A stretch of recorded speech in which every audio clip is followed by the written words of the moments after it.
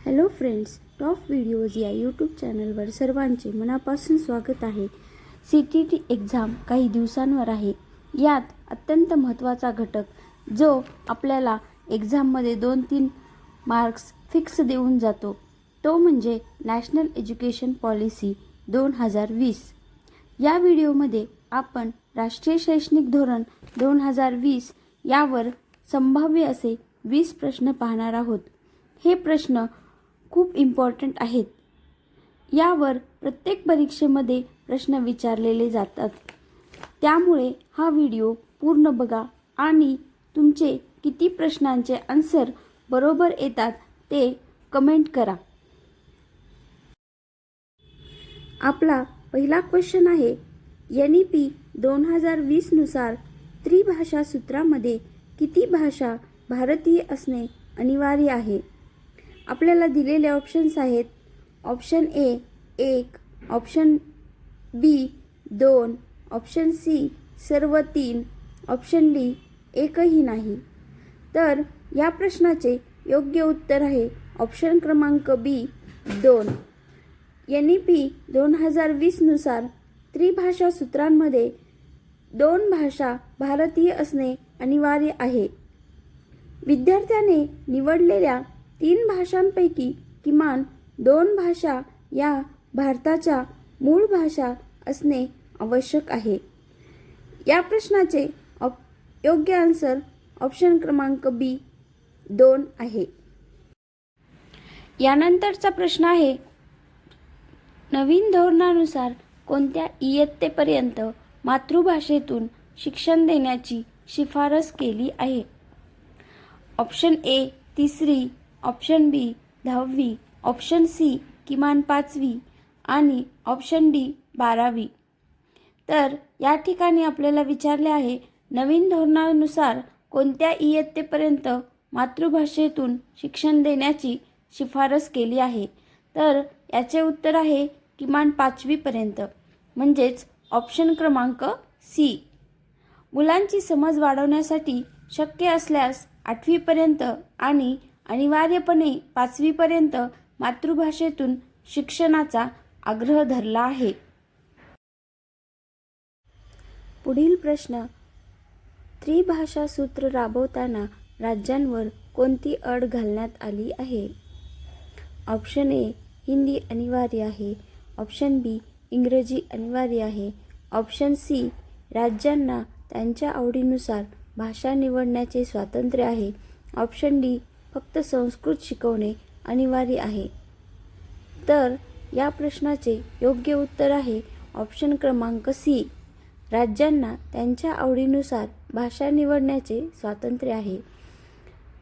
NEP 2020 कोणत्याही राज्यावर विशिष्ट भाषा लादण्यास विरोध करते आणि लवचिकतेचे समर्थन करते. त्रिभाषा सूत्र राबवताना राज्यांना त्यांच्या आवडीनुसार भाषा निवडण्याचे स्वातंत्र्य आहे अशी अट घालण्यात आली आहे. प्रश्न क्रमांक 4, माध्यमिक स्तरावर अतिरिक्त पर्याय म्हणून कोणत्या भाषांचा समावेश केला आहे? ऑप्शन ए प्रादेशिक भाषा, ऑप्शन बी फक्त संस्कृत, ऑप्शन सी विदेशी भाषा, ऑप्शन डी केवळ इंग्रजी. तर या प्रश्नाचे योग्य उत्तर असेल ऑप्शन क्रमांक सी विदेशी भाषा. माध्यमिक स्तरावर अतिरिक्त पर्याय म्हणून विदेशी भाषा म्हणजेच उदाहरणार्थ फ्रेंच, जर्मन, कोरियन या भाषांचा समावेश केला आहे. विद्यार्थ्यांना जागतिक संधी मिळवण्यासाठी माध्यमिक स्तरावर विदेशी भाषांचे पर्याय उपलब्ध असतील. प्रश्न क्रमांक 5, त्रिभाषा सूत्रात कोणत्या भाषेचे स्थान दुवा म्हणून महत्त्वाचे मानले जाते? ऑप्शन ए केवळ हिंदी, ऑप्शन बी केवळ इंग्रजी, ऑप्शन सी हिंदी आणि इंग्रजी दोन्ही, ऑप्शन डी वरीलपैकी काहीही नाही. तर या प्रश्नाचे बरोबर उत्तर आहे ऑप्शन क्रमांक सी हिंदी आणि इंग्रजी दोन्ही. त्रिभाषा सूत्रात इंग्रजी आणि हिंदी या दोन्ही भाषेचे स्थान दुवा म्हणजेच लिंक लँग्वेज म्हणून महत्त्वाचे मानले जाते. व्यवहारात आणि राज्यांमधील संवादासाठी या भाषा महत्त्वाच्या ठरतात. मात्र धोरण कोणत्याही एका भाषेला दुवा म्हणून लादत नाही. प्रश्न 6. त्रिभाषा सूत्र भारतात सर्वप्रथम कोणत्या आयोगाने सुचवले होते? दिलेले ऑप्शन्स आहेत. ऑप्शन ए कोठारी आयोग, ऑप्शन बी मुदलियार आयोग, ऑप्शन सी राधाकृष्णन आयोग, ऑप्शन डी यशपाल समिती. हा क्वेश्चन महत्त्वाचा आहे. या प्रश्नाचे योग्य उत्तर आहे ऑप्शन क्रमांक ए कोठारी आयोग. त्रिभाषा सूत्र भारतात सर्वप्रथम कोठारी आयोगाने सुचवले होते.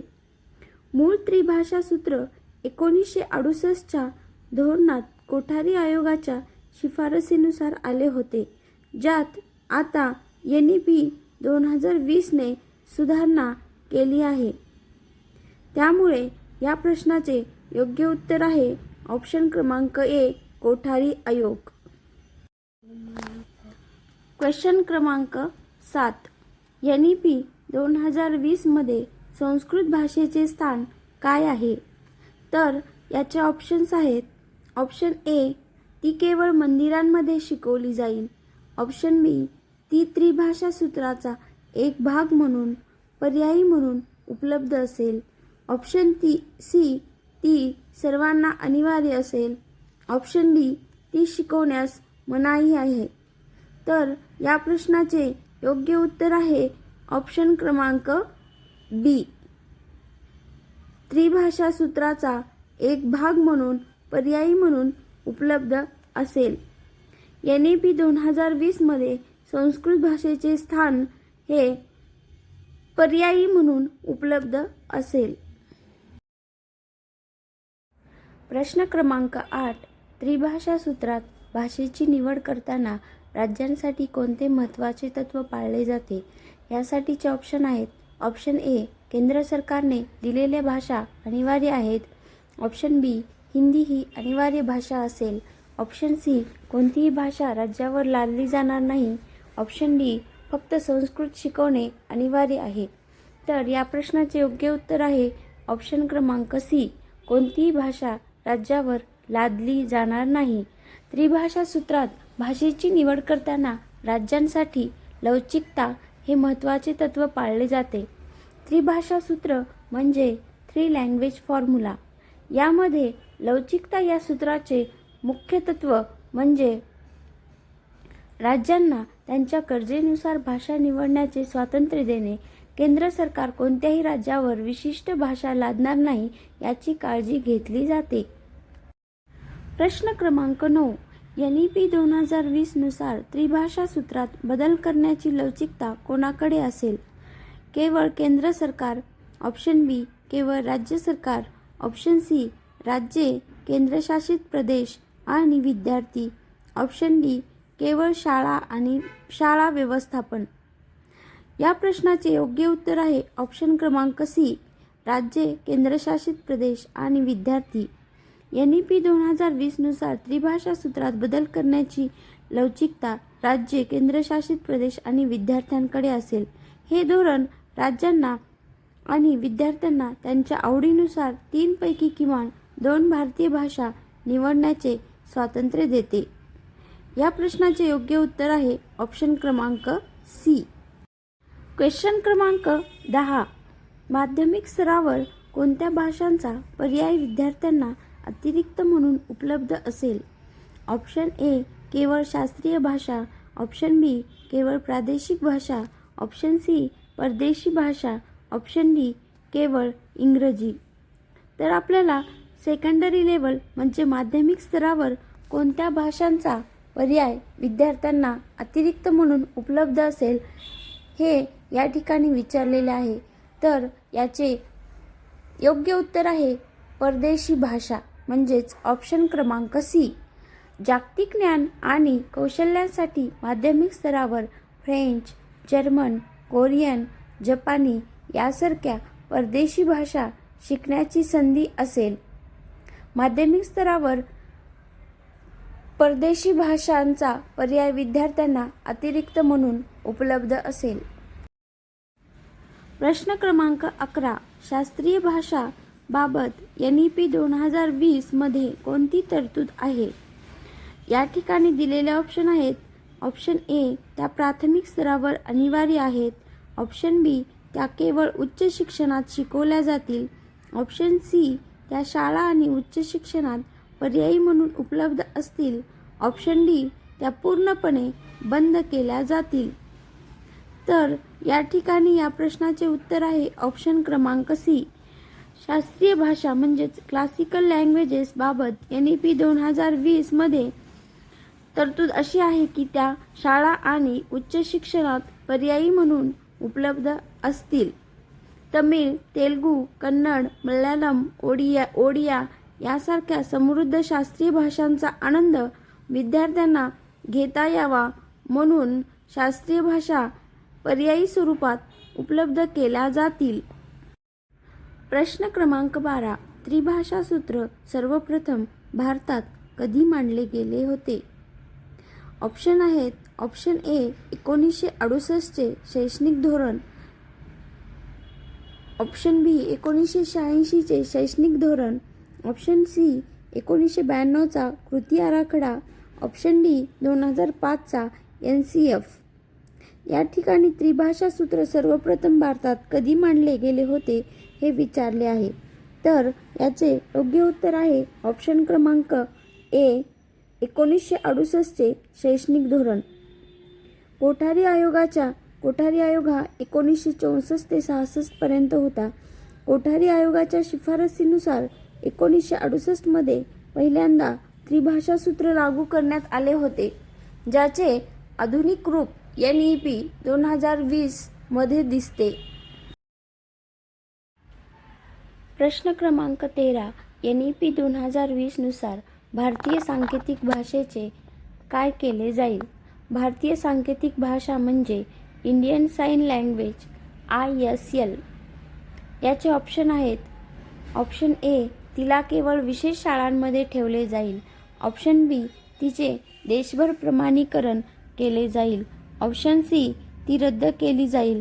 ऑप्शन डी, ती केवळ स्थानिक पातळीवर वापरली जाईल. या प्रश्नाचे योग्य उत्तर आहे ऑप्शन क्रमांक बी. NEP 2020 नुसार भारतीय सांकेतिक भाषेचे देशभर प्रमाणीकरण केले जाईल. दिव्यांग म्हणजे कर्णबधिर विद्यार्थ्यांसाठी दर्जेदार शिक्षण सामग्री विकसित करण्यासाठी ISL चे प्रमाणीकरण केले जाईल. प्रश्न क्रमांक 14. इयत्ता 6वी ते 8वीच्या दरम्यान कोणत्या उपक्रमाद्वारे भारतीय भाषांचे ऐक्य दर्शवले जाईल? ऑप्शन ए, भाषा गौरव प्रकल्प. Option B, the languages of India. Option C, मातृभाषा अभियान. Option D, digital India language. या प्रश्नाचे योग्य उत्तर आहे ऑप्शन क्रमांक B, the languages of India. हा एक मनोरंजक प्रकल्प असेल ज्यामध्ये विद्यार्थी विविध भारतीय भाषांमधील समानता आणि त्यांच्या लिप्यांचा अभ्यास करतील. इयत्ता 6वी ते 8वीच्या दरम्यान द लँग्वेजेस ऑफ इंडिया या उपक्रमाद्वारे भारतीय भाषांचे ऐक्य दर्शवले जाईल. प्रश्न क्रमांक 15. त्रिभाषा सूत्र राबवताना कोणत्या इयत्तेत विद्यार्थ्यांना भाषा बदलण्याची मुभा असेल? ऑप्शन ए, इयत्ता 3री मध्ये. ऑप्शन बी, इयत्ता 6वी किंवा 7वी मध्ये. ऑप्शन सी, इयत्ता 10वी नंतर. ऑप्शन डी, कधीही बदलता येणार नाही. तर या प्रश्नाचे बरोबर उत्तर आहे ऑप्शन क्रमांक बी, इयत्ता 6वी किंवा 7वी मध्ये. त्रिभाषा सूत्र राबवताना इयत्ता 6वी किंवा 7वी मध्ये विद्यार्थ्यांना भाषा बदलण्याची मुभा असेल. जर विद्यार्थ्यांनी प्राथमिक स्तरावर निवडलेल्या 3 पैकी एखादी भाषा बदलायची ठरवली तर ते 6वी किंवा 7वी मध्ये बदलू शकतात. अशा प्रकारे हा व्हिडिओ आवडला असेल तर लाईक शेअर सबस्क्राईब